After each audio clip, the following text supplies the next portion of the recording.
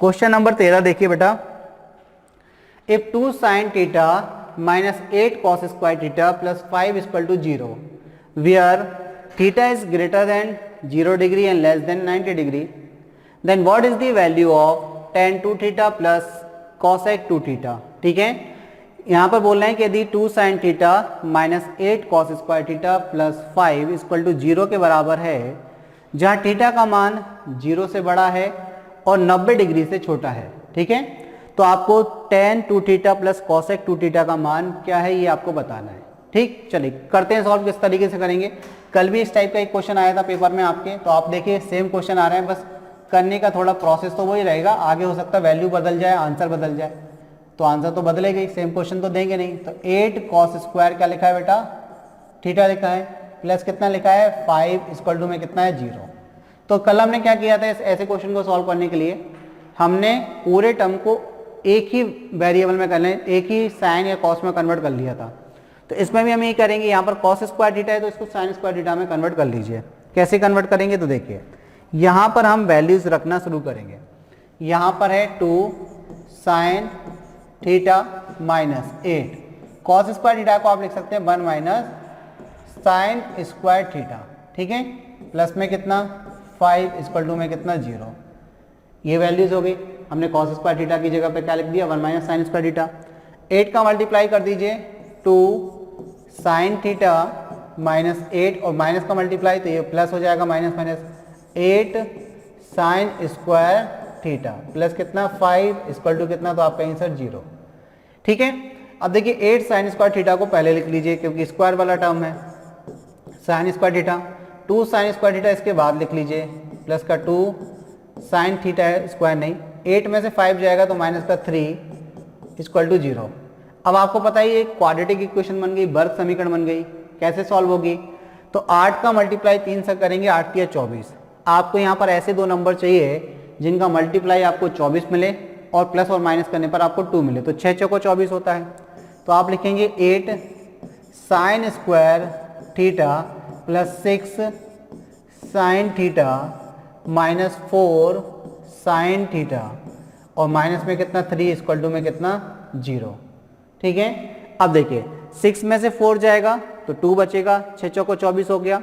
यहाँ से क्या कॉमन आ रहा है, तो आपके यहीं से 2 साइन थीटा कॉमन आ रहा है, तो यहाँ से 2 साइन थीटा हमने क्या किया बेटा कॉमन ले लिया, तो यहाँ कितना बचा 4 साइन थीटा बचा, और यहाँ से 2 चला गया तो यहाँ पे कितना बचा 3। यहाँ पर अगर हम बात करें तो यहाँ पर कितना कॉमन आ जाएगा, तो यहाँ से माइनस का 1 कॉमन ले लीजिए, माइनस 1 कॉमन लिया तो 4 साइन थीटा और ये प्लस का कितना 3। अब देखिए यहाँ से आप डायरेक्ट वैल्यूज निकाल सकते हैं, आप दो फैक्टर बन जाएंगे। तो एक तो आपका 4 साइन थीटा प्लस 3 दोनों में से कॉमन आ गया, और यहाँ कितना बचा, तो 2 साइन थीटा माइनस का 1 इक्वल टू में कितना 0। ठीक है, अब देखिए ये दोनों फैक्टर 0 के बराबर होंगे तो यहाँ से आपको दो वैल्यूज मिलेंगी। एक तो यहाँ से साइन थीटा मिलेगा आपको -3/4, इस वैल्यू को नहीं लेना है, क्यों नहीं लेना है रीजन बताते हैं, और साइन थीटा इक्वल टू आपको मिलेगा 1/2। ये वैल्यू हमें लेनी है। ये वैल्यू क्यों नहीं लेनी है, क्योंकि उन्होंने बोला कि थीटा का मान 0 से बड़ा और 90 से छोटा है। तो ये जो चीज़ दी है इसका काम अब यहाँ पर आएगा। यहाँ पर बोले कि थीटा का मान 0 से बड़ा और 90 से छोटा है। अगर 0 से बड़ा 90 से छोटा है मतलब फर्स्ट क्वाड्रेंट में है, प्रथम चतुर्थांश में है, और प्रथम चतुर्थांश में बेटा हम जानते हैं कि सारी वैल्यूज पॉजिटिव होती हैं, तो हम नेगेटिव वैल्यू तो ले ही नहीं सकते, तो ये वाली वैल्यू हम नहीं लेंगे। अब आपको ये भी पता है कि 1/2 किसकी वैल्यू होती है थीटा में, तो थीटा की वैल्यू यदि आप 30 रखते हैं तो साइन 30 का मान 1/2 होता है, तो थीटा का मान यहाँ से निकल आया कितना 30 डिग्री। अब हमें किसका मान निकालना है, बस उसमें आपको थीटा की वैल्यू 30 रख देनी है। तो हमें किस में रखनी है बेटा, जो हमें वैल्यूज निकालनी है उस वैल्यूज में रखनी है। तो देखिए हमारे पास क्वेश्चन क्या था, क्वेश्चन हमारे पास लिखा है यहाँ पर tan 2 theta plus cosec 2 theta, ये हमारे पास वैल्यू है। tan 2 थीटा रखोगे तो tan 60 हो जाएगा ये, तो यहाँ पर हो जाएगा ये tan 60 डिग्री, और ये हो जाएगा प्लस cosec 60 डिग्री। ये दो वैल्यूज हैं। tan 60 का मान √3 होता है, प्लस cosec 60 के यदि मान की बात करें बेटा, sin 60 का मान कितना होता है √3/2, तो उसका अपोजिट होता है कि 2/√3। इसके अपॉन में 1 मान लीजिए, एलसीएम ले लेंगे 3 2 5, 5 बटे कितना हो जाएगा √3, ये आपका आंसर। अब 5 बटे √3 आपको कहीं नहीं दिख रहा है, तो ये आपका आंसर होगा कैसे, इसमें आप √3 का ऊपर मल्टीप्लाई कर दीजिए और √3 का नीचे मल्टीप्लाई कर दीजिए, तो 5 √3 और √3 कितना हो जाएगा 3। तो इस प्रकार आपका ऑप्शन ए जो है वो आंसर हो जाएगा। ऑप्शन ए क्या हो गया बेटा, आपका आंसर हो गया। क्लियर है? ठीक, इस तरीके से आप आसानी से क्वेश्चनों को बना सकते हैं। पेपर का लेवल कुछ भी टफ नहीं है, बस आपकी केवल प्रैक्टिस की ज़रूरत है। प्रैक्टिस करते रहिए, आपके क्वेश्चन सारे बनेंगे और आपका एग्जाम भी निकलेगा। ठीक है, आगे बढ़ते हैं क्वेश्चन नंबर 14 की तरफ। क्वेश्चन नंबर 14 है, as per data in the table what is the percentage of student who got 20 or more marks. तालिका में दिए गए आंकड़ों के अनुसार 20 या उससे अधिक अंक पाने वाले छात्रों का प्रतिशत क्या है, आपको ये बताना है। अब देखिए यहाँ पर बारंबारता दिया है, ये वर्ग अंतराल दिया है और उसका क्या दिया है, ये संचयी बारंबारता दी है। तो आपको इससे बारंबारता निकालनी पड़ेगी। पहले आपको ये देखना पड़ेगा कि भाई कितने कितने स्टूडेंट्स हैं। तो देखिए इन्होंने क्या बोला, 20 या उससे अधिक अंक पाने वाले। यहाँ पर निकल सकता है सीधा सीधा। देखिए 0 और 5 यानी कि 5 से कम 0 से ज़्यादा अंक पाने वाले 13 स्टूडेंट हैं। 20 या उससे अधिक की बात कर रहे हैं तो 20 से अधिक इसमें आ जाएंगे, 20 या उससे अधिक, तो 20 इसमें आ जाएगा और उससे अधिक तो ये सारे हो जाएंगे। तो सीधा सीधा हो जाएगा, इसमें आपको बारंबारता बनाने की जरूरत नहीं रहेगी। भाई आपको पता है इसमें हम क्या लेते हैं, फ्रीक्वेंसी में 20 शामिल होता है, 25 शामिल नहीं होता है। तो 20 से ऊपर वाले अंक पाने वाले कितने, 14 स्टूडेंट हैं। 25 से 30 के बीच में 19 स्टूडेंट हैं। 30 से 35 के बीच में 6 हैं। 35 से 40 के बीच में 3 स्टूडेंट हैं। तो ओवरऑल अगर हम स्टूडेंट की बात करें कि 20 या उससे अधिक वाले कितने स्टूडेंट, तो आप कहेंगे सर 4, 19, 6 और 3। तो 6 और 4 10 और 3 ये कितना हो गया आपका, 6 और 4 10 और 9 19 और 3 22, 22 का 2 हासिल में 2, तो 42 स्टूडेंट हैं। कितने, 42। तो ओवरऑल स्टूडेंट कितने, तो इतना और ऐड कर दीजिए इसमें। तो आप कहेंगे 12 30, 30 10 35, 10 45, कितना हो गया ये 12 18 30, 30 10 40, 45, 45 और 10 तो आप कहेंगे 55 और 3 58, यानी कि 58 और ऐड कर दीजिए किसमें, 42 में। तो 42 में आप ऐड करेंगे तो ये 0, ये भी आपका 10 हो जाएगा, 10 0 हासिल 1, तो यानी कि ओवरऑल स्टूडेंट कितने हैं, 100। अब 100 स्टूडेंट में बेटा आपके पास 42 स्टूडेंट ऐसे हैं जिनके मार्क्स 20 या उससे अधिक हैं। ठीक है भाई, आपको पता है ये क्या दिया, आपको वर्ग अंतराल दिया। वर्ग अंतराल का मतलब क्या होता है, ये आपको क्लास इंटरवल दिया है। ये क्लास इंटरवल जो होता है बेटा, इसका मतलब क्या होता है, तो ये जो क्लास इंटरवल आपको दिया है इसका मतलब ये होता है कि इसमें 20 शामिल है और 25 शामिल नहीं है। यानी कि 20 से ऊपर वाले इसमें है लेकिन 25 से नीचे वाले हैं, और यहाँ पर 20 से नीचे वाले हैं और 15 से ऊपर वाले हैं। तो हमें 20 या उससे अधिक वाले चाहिए थे, तो 20 वाले 14 हो गए, उससे अधिक वाले 19 हो गए, उससे अधिक वाले 6 हो गए, फिर 3 हो गए। इन सबको ऐड किया तो हमने देखा टोटल ओवरऑल 42 स्टूडेंट ऐसे हैं जिनके मार्क्स 20 या उससे अधिक हैं। और टोटल स्टूडेंट कितने हैं, तो हमने देखा भाई सभी को जोड़ दिया, सबका ऐड कर दिया, सम कर दिया तो 100 आए। तो कुल स्टूडेंट ये आपके पास आ गए, टोटल स्टूडेंट्स आ गए, कुल स्टूडेंट्स आ गए कितने हैं, 100 हैं। और 20 और उससे ज़्यादा, 20 या अधिक मार्क्स वाले, अधिक अंक वाले, 20 या अधिक अंक की बात करें तो कितनी है, तो आप कहेंगे सर 42 है। तो 42 100 का कितना परसेंट, तो आप कहेंगे सर 42% ही तो होता है, 100 से परसेंटेज निकालेंगे तो 42। तो 42 किस ऑप्शन में दिया है, ऑप्शन ए में दिया है, तो ऑप्शन ए आपका आंसर हो गया। क्लियर बात, आगे बढ़ते हैं। क्वेश्चन नंबर 15 देखते हैं। देखिए क्वेश्चन नंबर 15 में लिखा है, in a circle with radius 5 centimetre a chord is at a distance of 3 centimetre from the centre, the length of the chord is. बोले हैं कि 5 सेंटीमीटर त्रिज्या वाले एक वृत्त में एक जीवा केंद्र से 3 सेंटीमीटर की दूरी पर है, तो जीवा की लंबाई ज्ञात करें। देखिए सबसे पहले बात समझ लें कि क्या करें, कि एक वृत्त है, ठीक है, इसका एक केंद्र है, इसकी जो त्रिज्या है वो कितनी है, तो यहाँ पर त्रिज्या आपको बोली गई है 5 सेंटीमीटर। तो 5 सेंटीमीटर त्रिज्या और एक कॉर्ड दी है, एक जीवा दी है। ये अगर एक जीवा हम ए बी मान लेते हैं और इस जीवा ए बी की इसके केंद्र से जो दूरी है वो कितनी है, 3 सेंटीमीटर है, और इसकी जो त्रिज्या है वो कितनी है, तो आप कहेंगे सर 5 सेंटीमीटर है, 5 सेंटीमीटर है। और मान के चलिए ये वृत्त का केंद्र ओ है और ये डी बिंदु पर इसको काटती है, तो आपको पता होना चाहिए बात कि वृत्त के केंद्र से जीवा पर डाला गया लंब जीवा को समद्विभाजित करता है। अब ये क्या दिया, 3 सेंटीमीटर केंद्र से 3 सेंटीमीटर दूरी पर है, यानी कि लंबवत दूरी है।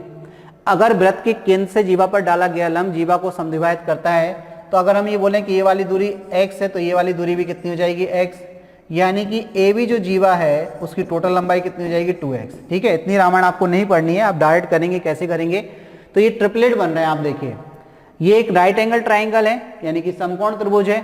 अगर ये कर्ण आपका 5 है, लंब आपका 3 है, तो आधार कितना हो जाएगा 4, तो ये भी कितना हो जाएगा 4, तो 4 और 4 कितना हो जाएगा 8, ए भी कितना हो गया 8 सेंटीमीटर।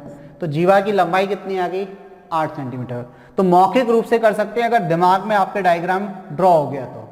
जैसे ही आपसे बोला आपने एक सर्कल बना लिया, तुरंत से आपने कहा रेडियस 5 है, लंबवत दूरी 3 है, तो 5 आपका कर्ण हो गया यानी कि हाइपोटेन्यूज, लंब यानी कि परपेंडिकुलर 3 हो गया, तो बेस कितना 4 हो जाएगा, 4 का डबल 8 आंसर आ जाएगा। क्लियर, आगे बढ़ते हैं। क्वेश्चन नंबर 16 देखिए। क्वेश्चन नंबर 16 आपसे क्या कह रहा है, क्वेश्चन नंबर 16 कह रहा है कि a plus B minus C plus D का whole square minus A minus B plus C minus D का whole square is equal to, भाई देखिए क्लियर आपके पास लिखा है A square minus B square, formula दिख रहा है। अब इसको X square minus Y square भी मान सकते हैं। हम फॉर्मूला जानते हैं कि X square minus Y square, क्योंकि ए और बीटा हम यहाँ पर आ गए तो हम नहीं लिख रहे हैं, यहाँ पर एक्स और वाई में लिख लीजिए एक्स प्लस वाई और एक्स माइनस वाई होता है कि नहीं। X square minus Y square equal to x plus y into x minus y होता है। अब यहाँ पर अगर हम कंपैरिजन करें कि x की वैल्यू क्या है, तो आप कहेंगे सर हमें दिया है a minus b, sorry a plus B minus C plus d लिखा हुआ है, ठीक है, और इसका होल स्क्वायर माइनस यहाँ पर लिखा हुआ है a minus B plus C minus d और उसका कितना होल स्क्वायर। तो यहाँ x का काम तो करेगा a plus B minus C plus d और y का काम करेगा a minus B plus C minus d. तो ये क्या हो जाएगा, एक बार ऐड होंगे एक बार सब्ट्रैक्ट, तो चलिए ऐड कर दीजिए एक बार a plus B minus C plus d और प्लस क्या होगा, तो आप करिए a minus B plus C minus d, ये प्लस हो गए, ठीक है। अब नेक्स्ट में क्या करेंगे, इसमें से इसको सब्ट्रैक्ट करेंगे, तो a plus B minus C plus d. अब माइनस करेंगे तो ये चिन्ह बदलेंगे इनके, देखिए तो माइनस का a प्लस का b और माइनस का c और प्लस का d हो जाएगा, ठीक है, ये साइन बदल गए। अब देखिए सॉल्व करना है, केवल आपको माइनस प्लस ही करने का काम रह गया आपका। तो आप देखिए d से तो d कैंसिल, b से b कैंसिल, c से c कैंसिल, a और a कितना बचा, तो आप कहेंगे सर 2a बचा। अब इधर आइए इस ब्रैकेट में, तो देखिए a से a कैंसिल, c से c जुड़ जाएगा, d से d जुड़ जाएगा और b से b जुड़ जाएगा। तो यहाँ पर आपका हो गया 2b माइनस 2c और प्लस 2d, ये ऐड हो गया। b और b 2b, c और c 2c माइनस का और d और d 2d, ये प्लस हो गया। यहाँ से क्या कॉमन आ रहा, तो आप कहेंगे सर 2 कॉमन ले लीजिए, 2 कॉमन लिया, 2 का मल्टीप्लाई 2 से, तो 4a ब्रैकेट में बचा b माइनस सी प्लस डी। देख लीजिए बेटा किस ऑप्शन में दिया है, 4a वाला, तो देखिए b 2a वाले तो ये आपकी कट गए पहले तो ऑप्शन। अब 4a वाले में देखिए 4a b माइनस सी, 4a b माइनस सी तो कहीं नहीं दिया भाई, 4a b माइनस सी दिया है कि नहीं, b माइनस सी माइनस का c 4a वाले में ये दिया है, देखिए 4a b प्लस डी, यानी कि b को इधर लिख दिया माइनस सी, तो ऑप्शन डी क्या हो गया, आपका आंसर हो गया, ठीक है। क्रम बदल दिया बेटा बस उन्होंने, 4a इन्होंने क्या लिख दिया b प्लस डी और c को बाद में लिख दिया माइनस सी, तो ऑप्शन डी क्या हो गया, आपका आंसर हो गया, ठीक है। आगे बढ़ते हैं, क्वेश्चन नंबर 17 देखिए। क्वेश्चन नंबर 17 क्या कह रहा है, चलिए कहने दीजिए, इसको पढ़ लेते हैं अपन इसको। In the figure what is the value of cot theta, दिए गए चित्र में कॉट थीटा का मान क्या होगा। कॉट थीटा आपको निकालना है, क्या दिया है आपको 17 8 और कितना हो जाएगा यहाँ पर, तो आप कहें सर 15, ट्रिपलेट होते हैं 17 8 और 15, ये ट्रिपलेट होते हैं। ये राइट एंगल ट्राइंगल दिया है आपको पी क्यू आर, क्यू पर क्या है 90 डिग्री है, डायग्राम के हिसाब से सॉल्व करना है। तो कर्ण 17 है, लंब 8 है, तो आधार कितना हो जाएगा 15, तो थीटा कहाँ दिया आपको, ये थीटा के सामने का भुजा क्या होती है, परपेंडिकुलर, तो ये आपका परपेंडिकुलर, ये क्या हो जाएगा बेस, और ये क्या हो जाएगा हाइपोटेनियस, यानी कि ये आपका लंब होगा, ये आधार होगा और ये कर्ण होगा।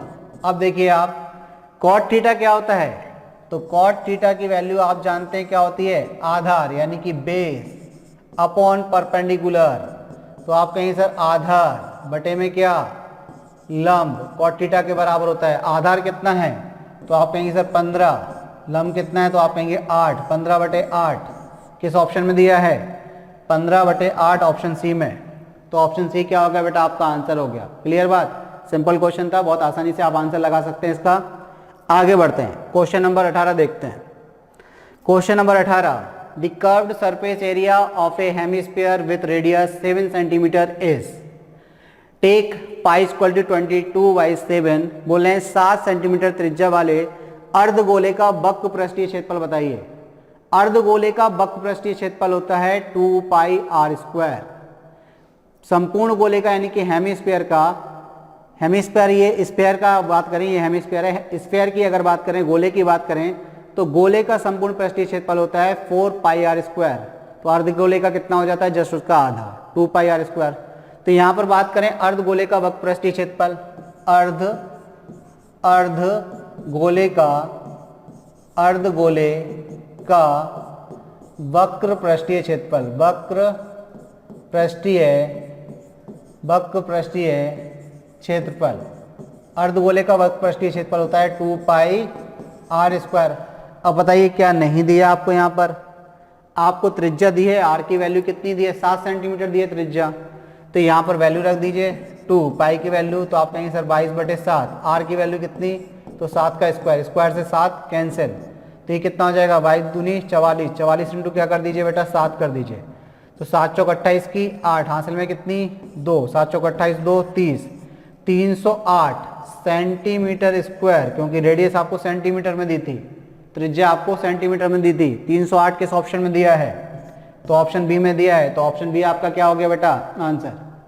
क्लियर है, क्योंकि इस तरीके की जब भी क्वेश्चन आते हैं इनके लिए आपको फॉर्मूले पर फोकस करना पड़ेगा। अगर आपको फॉर्मूले याद नहीं है तो फॉर्मूले अच्छे से कर लें, एक बिल्कुल कॉपी में व्यवस्थित तरीके से लिख लें और सबको बिल्कुल घोटा मार दें, क्योंकि जब हम बात करेंगे मेंसुरेशन की, चाहे आप 2D पढ़ रहे हो चाहे 3D, तो दोनों में ही आपको फॉर्मूले की रिक्वायरमेंट रहेगी, बिना फॉर्मूले के मेंसुरेशन को सॉल्व कर पाना पॉसिबल नहीं है। ठीक है, आगे बढ़ते हैं क्वेश्चन नंबर 19 की तरफ। देखिए फिर से क्वेश्चन नंबर 19 आया आपके पास, एक और टेबल आ गई। The table below show income in rupees for a particular month together with their sources in respect of 5 employees A, B, C, D and E। निम्न सारणी किसी निश्चित माह में 5 कर्मचारियों A, B, C, D और E की आय रुपए में उनके स्रोत दर्शाती है। आय बताती है रुपए में एवं उनके स्रोत दर्शाती है, मतलब कहाँ कहाँ से उनके पास आय आती है। क्वेश्चन किया है आपसे, how many employees have their salary more than 4 times their other sources of incomes. कितने कर्मचारियों का वेतन उनके अन्य स्रोतों से आयों के 4 गुने से अधिक है। चलिए इस क्वेश्चन को आप समझ लीजिए, इस क्वेश्चन की लैंग्वेज को आप समझ लीजिए, उसके अलावा इस क्वेश्चन में कुछ भी नहीं है। इन्होंने बोला कितने कर्मचारियों का वेतन उनकी अन्य स्रोतों से, मतलब अन्य सोर्सेज से जो उनकी आय आ रही कि 4 गुने से अधिक है, 4 गुने से अधिक है। तो देखिए कैसे करेंगे आप इसको। उनकी सैलरी की बात करें पहले, तो ए की सैलरी, तो आप कहेंगे कितनी है, तो आप कहेंगे सर ए की जो सैलरी है वो 52,000 है। टोटल सैलरी कितनी बनती है उसकी ग्रॉस, तो 66,000 बनती है। तो ए की अगर हम पर्टिकुलर बात करें तो 66 में से तो पहले तो आप कितना माइनस कर दीजिए, 52,000 को माइनस कर दीजिए, क्योंकि इसकी सैलरी जो बेसिक है वो 52,000 है और 66 टोटल बनती है, तो 0 0 0 4 और 1, यानी कि 14,000 उसकी इनकम जो है वो अन्य स्रोतों से प्राप्त होती है। अदर जो सोर्सेस हैं उसकी जो अदर सोर्सेस से इनकम आ रही है वो 14,000 है। लेकिन क्वेश्चन में आपसे बोल रहे हैं कि कितने कर्मचारियों का वेतन उनकी अन्य स्रोतों से आयों के 4 गुने से अधिक है, 4 गुने से अधिक है। तो अब देखिए अदर सोर्सेस की हम बात करें कि ए को अलग अलग सोर्सेस से कितनी इनकम आती है, तो देखिए 5,500, 3,500 और 5,000, ये 3 स्रोत से आती है, मतलब उसको एरियर के रूप में 5,500 मिलते हैं, बोनस के रूप में 3,500 मिलते हैं, और मिसलेनियस इनकम से उसके पास यानी कि विविध प्रकार की आयों से उनके पास 5,000 आते हैं। तो अगर हम बात करें कि 5 और 5 कितना हुआ 10, 5 और 5 कितना हुआ 10 हुआ। यहाँ पर इधर से ही देख लीजिए, तो करने की जरूरत नहीं है, 14 ही आएगा। 5 5 10 3 13 और 14 आया। तो यही तो आपके इधर स्कोर से आ गई इनकम। आपको कोई प्लस करने की जरूरत नहीं है, प्लस करके भी हो सकता था, हम डायरेक्ट कर रहे हैं यहाँ पर। तो आपने देखा कि अदर सोर्सेज से उसके पास कितनी इनकम आती है, 14,000 आती है। अब इन्होंने क्वेश्चन में बोला है कि कितने कर्मचारियों का वेतन मतलब सैलरी उसकी अन्य सोर्सों से आयों के 4 गुने से अधिक है। मतलब इसकी अदर सोर्स से की आय कितनी है, 14,000। इसका अगर आप 4 गुना करो तो 14 चौको कितना होता है, 56,000। तो आपकी 56,000 से अधिक सैलरी है क्या इसकी? क्या इसकी 56,000 से अधिक सैलरी है? तो ये एम्प्लॉय काउंट होगा क्या इसमें? तो आप कहेंगे नहीं काउंट होगा, क्योंकि क्वेश्चन में बोला है कि कितने कर्मचारियों का वेतन उनके अन्य स्रोतों से आय के 4 गुने से अधिक है। इसके 4 गुने से अधिक होना चाहिए था, तो ये तो कम है। तो ए हमारा इस कैटेगरी से हट गया, ए को आप हटा दीजिए, यानी कि ए को हम काउंट नहीं करेंगे। अब इसी प्रकार हम बी का करेंगे। तो बी को देखिए भाई, बी की हम बात करें कि टोटल सैलरी कितनी है, तो आप कहेंगे सर 59,000 और 48,500 उसकी सैलरी है। तो अदर उस स्रोत से कितना आ रहा है उसके पास, 0050 और ये आप कहेंगे सर 10,500। अब 10,500 का 4 गुना करिए। अगर 4 गुना करने पर उसकी सैलरी इस 4 गुने से ज्यादा होती है तो ये हमारे इस कैटेगरी में आ जाएगा, क्योंकि अदर सोर्सेज से 4 गुना इनकम यदि इसकी है, ठीक है, तो ये हमारे कैटेगरी में आ जाएगा। तो देखिए 500 का 4 गुना 2,000 और 10 का 4 गुना 40,000, तो ये हो गया आपका 42,000। तो इसकी जो सैलरी है वो 42,000 है और यहाँ कितनी 48,500।